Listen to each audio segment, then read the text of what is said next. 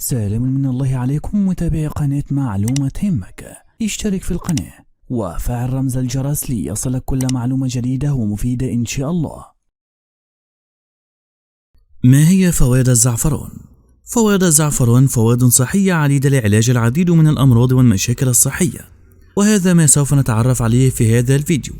يعد نوع من أنواع النباتات المشهورة ويستخدم في أنواع التوابل المشهورة، أنواع كثيرة من الطعام، ويتم نتفها وتجفيفها ولونه أصفر. الحصول على الزعفران من النباتات عملية مكلفة جدا، ويقال أن يجب الحصول على 4000 زهرة للحصول على 30 غراما أو أقل، وبعد ذلك يتم تجفيفها وطبخها على نار هادئة، وبعد ذلك يصبح مادة لونها أحمر أو لون مائل للبرتقالية قليلا، ويصبح أيضا بعد ذلك ذات رائحة قوية جدا. يصبح للزعفران نكهة مميزة نظرا لاحتواء المياسم على زيوت طيارة ومواد ملونة تعطيه لونه، وهذه عطور تعطيه رائحته المميزة، ويوجد فيه العديد من المركبات التي تكسبه صفة مميزة جدا بلونه وطعمه ورائحته. يعمل الزعفران على طرد الغازات من تجويف البطن وتحسين صحة البطن وتقليل الغازات الكثيرة والتي تسبب توتر وإحراج وتعب للشخص الموجود عنده هذه الغازات. يعالج أمراض الجهاز التنفسي وضيق التنفس بشكل طبيعي، وهذا يجعله بأقل التكاليف علاجا لمثل هذه الأشياء. يخفف الزعفران من السعال والاضطرابات، وذلك بتناوله عند الشعور أو مثلا وضعه على الطعام الذي لا تريد تناوله، فهذا حتما يقلل من السعال والاضطرابات المؤدية لتعب البطن. يعمل الزعفران على معالجة الزكام والربو، وذلك بتناوله كل يوم قبل وجبة الإفطار أو بعدها أو مع وجبة الإفطار.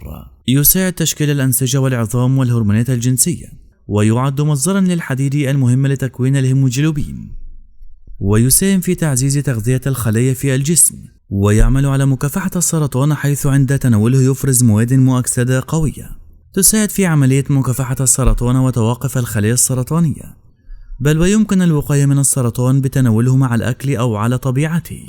يؤثر إيجابيا على المرأة الحامل حيث يعمل على تحسين الهضم وتهدئة حموضة المعدة والمساعدة على الهضم الذي عادة ما يكون بطيئا خلال الحمل، وتحسين المزاج وخفض ضغط الدم، ويمنع التشنجات ويحارب فقر الدم بفضل محتواه من الحديد، ويعزز النوم ويمنع الأرق. يخفف الالتهابات ويحارب السعال والربو وبعض أعراض الحساسية التي قد تصيب الحامل.